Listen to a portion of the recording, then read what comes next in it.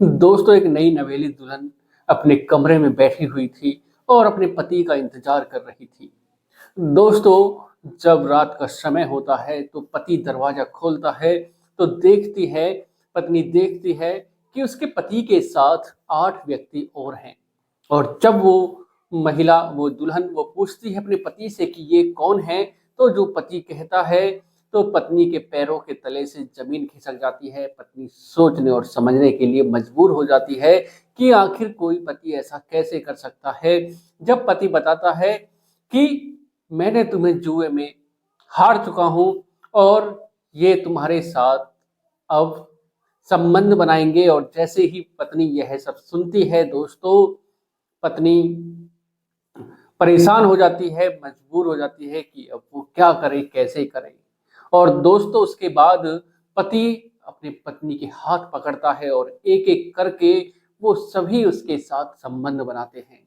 और दोस्तों, हद तो जब हो जाती है कि फिर वो उसके जो ससुर, जेठ और उसके जो बहनोई होते हैं, वो भी उसके साथ एक एक करके संबंध बनाते हैं। दोस्तों, उसके बाद जो होता है, सब हैरान हो जाते हैं, सब सोचने और समझने के लिए परेशान हो जाते हैं कि आखिर कोई ऐसा कैसे कर सकता है। तो दोस्तों, जानते हैं आज की इस कहानी के माध्यम से पूरी घटना को कि आखिर क्या हुआ, कैसे हुआ और किसके साथ हुआ। तो दोस्तों, कहानी में आगे बढ़ने से पहले अगर आप चैनल पर पहली बार हैं, चैनल को सब्सक्राइब करें, वीडियो को लाइक करें, शेयर करें और कमेंट करें।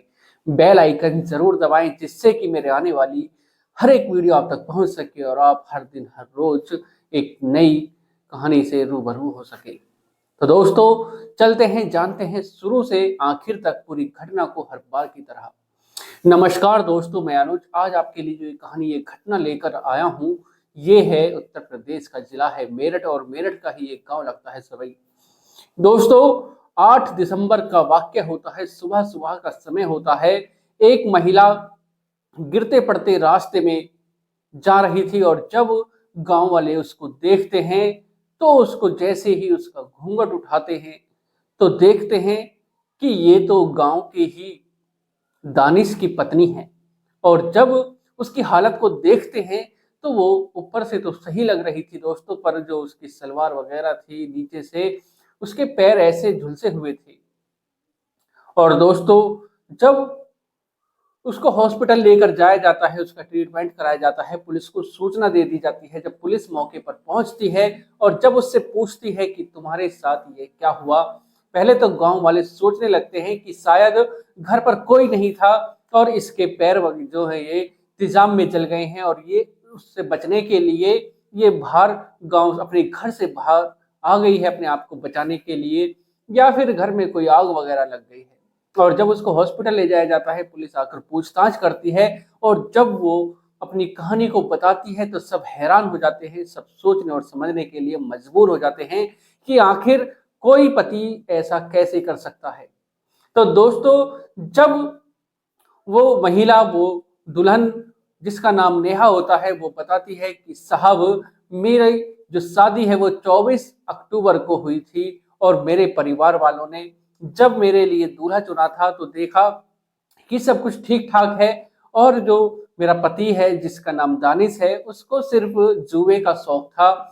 और मेरी शादी हो जाती है, और शादी होकर जब मैं अपने ससुराल आती हूँ तो देखती हूँ कि सब कुछ ठीक है, लेकिन मेरे जो परिवार में उसमें जुआ खिलाया जाता है, टेबल लगती है और सभी को जुआ खिलाया जाता है। और एक दिन, अभी से 4-5 दिन पहले, मेरे पति मेरे पास आते हैं और कहते हैं कि मैं तुमको जुए में हार चुका हूं, और जो ये मेरे साथ व्यक्ति हैं, 8 व्यक्ति थे उनके साथ, और वो कहते हैं कि ये तुम्हारे साथ संबंध बनाएंगे, क्योंकि मेरे पास अब जुए में जो मैं हार चुका हूं उसको देने के लिए मेरे पास कुछ भी नहीं है, और मैंने तुम्ही को दांव पर लगा दिया और मैं तुमको भी हार चुका हूं।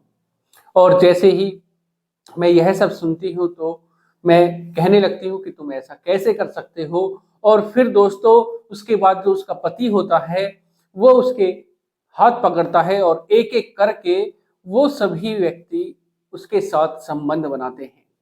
और दोस्तों, उसके बाद जब वो सभी 8 लोग जिनमें से वह बताती है कि एक 3 को तो मैं जानती हूँ, जिनका नाम जानती हूँ, जिनमें से एक उमेश गुप्ता होता है और एक मोनू होता है और एक अंशुल होता है जो गाजियाबाद के रहने वाले होते हैं।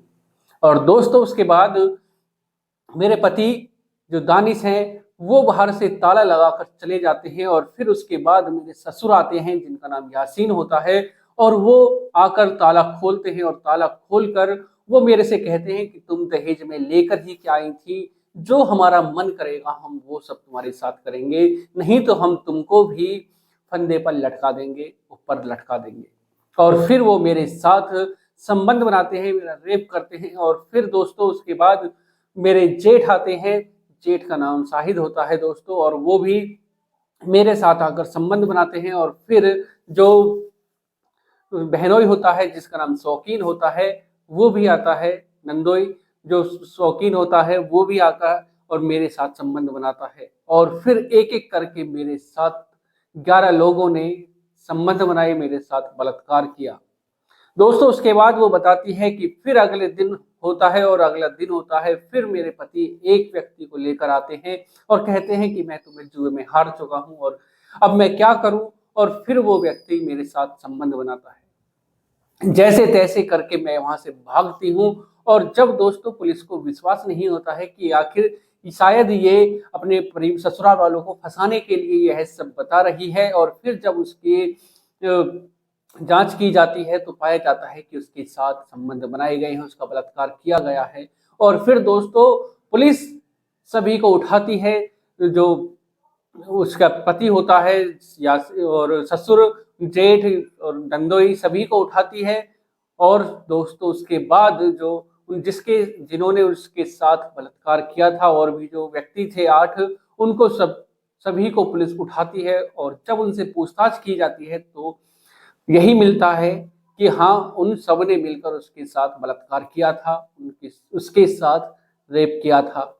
तो दोस्तों कैसा जमाना आ गया है, कैसा समय आ गया है कि जो पत्नी है उसको भी जुए में हार जाते हैं और हारने के बाद उन व्यक्तियों से अपनी पत्नी का बलात्कार करवाते हैं।